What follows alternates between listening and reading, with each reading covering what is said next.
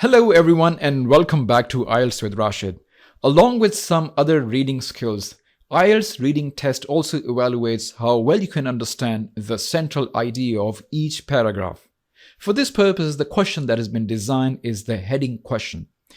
In this video, I'm going to analyze this question and I will tell you some of the best tips that can help you do this question in just snap of your fingers. So let's get started.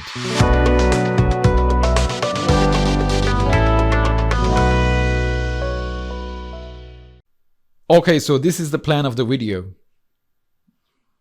We'll first look at the essential information of this question type, and then I will quickly outline why these questions are very difficult. It will be followed by the most effective tips for these questions.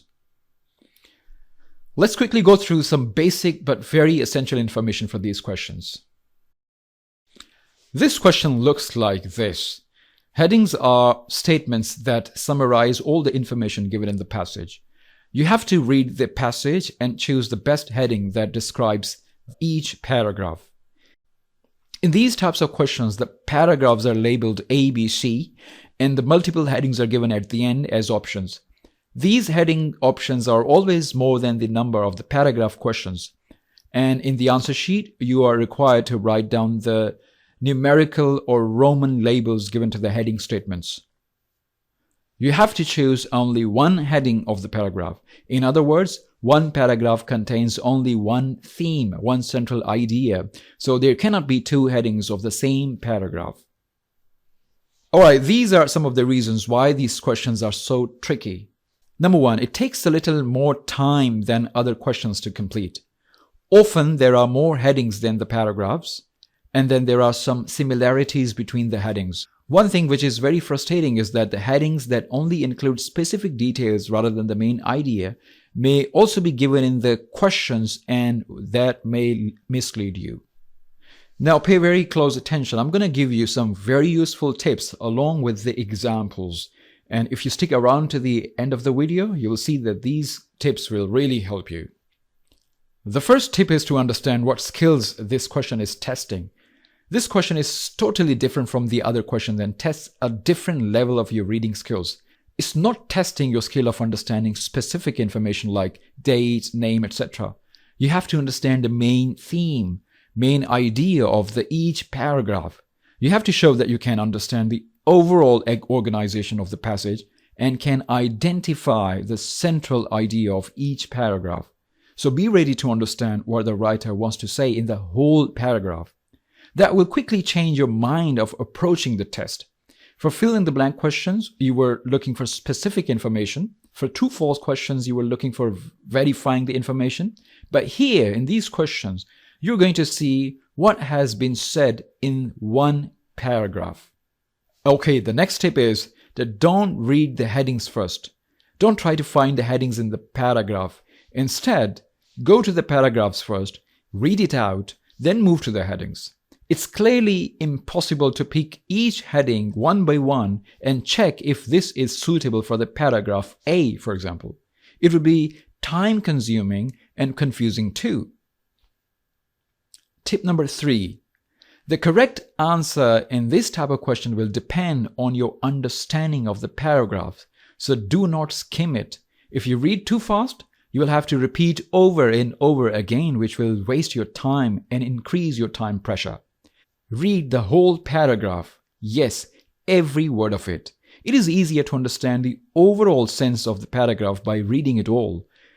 I have seen a lot of videos and IELTS experts who claim that the main idea is written in the first and last lines.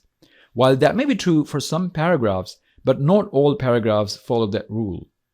Look at this example. The heading of this paragraph is "An underground home is discovered." But can you guess it by reading the first and last line of the paragraph? Check it out. I didn't think so. It does not have any topic sentence which can tell you the main idea. Instead, the main theme has been explained through the combination of multiple sentences. The writer explains how the travelers first saw one part of the house and then slowly discovered the whole house, which was underground.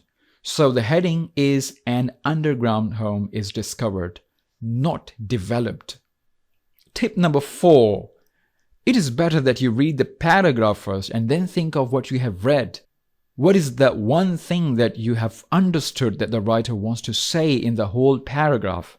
Once done, move to the heading and try to find the nearest heading that matches the kind of idea you have taken from the paragraph. Let's try this example. Read the whole paragraph. We can see that the writer is talking about how around the world underground things are being created, like home, shopping center, etc. So we can safely assume that the writer is talking about several types of underground facilities being created. Let's move to the headings now.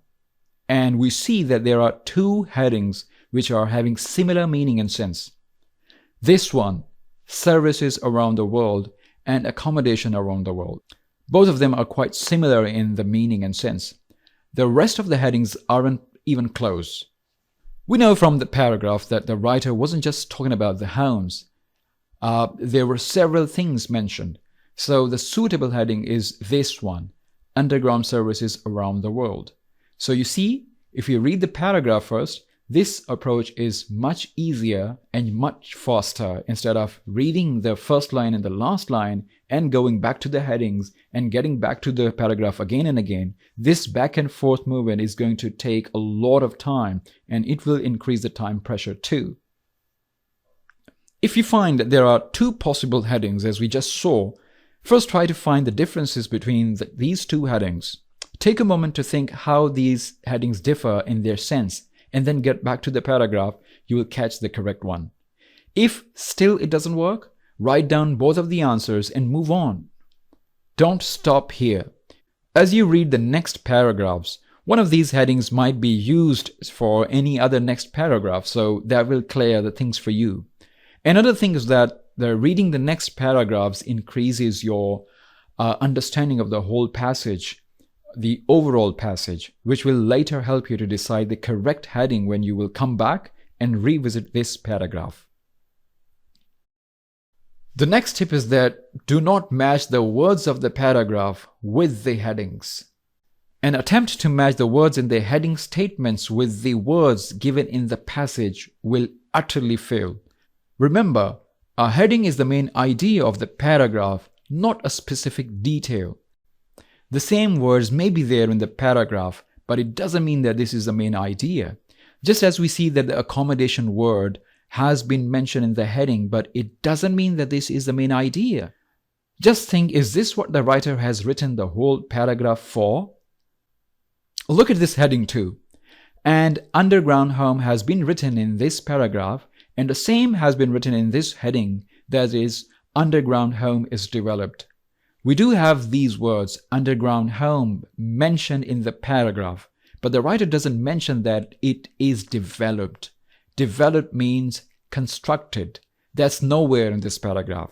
So just because the words of heading match with the paragraph doesn't mean that this is the heading.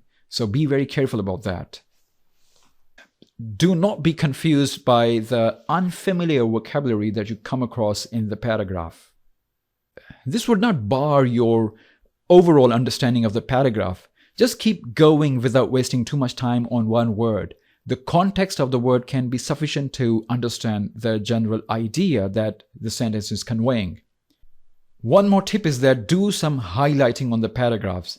All different elements which have been highlighted combined together sometimes give you the clear idea of the main idea or the main theme of the paragraph. One more thing, please do not waste time on one paragraph if you're not able to understand its main idea. Keep going, keep going. If you could not understand the heading of one paragraph, move to the next one. The understanding of later part of the passage also helps determine the overall sense of what has gone by. Lastly, in some questions, the answers are already given for the sake of giving examples. Cross them out and the paragraphs too to avoid mixing them up. Moreover, if you successfully found the heading of one paragraph, cross it out from the heading options. That way you won't have to read that heading again and again for the next paragraphs. Fewer headings will make it easier for you to focus. But I hope when you practice following these tips, you will see that things will get easier. Thank you very much for watching this video. I'll see you in the next one. Goodbye.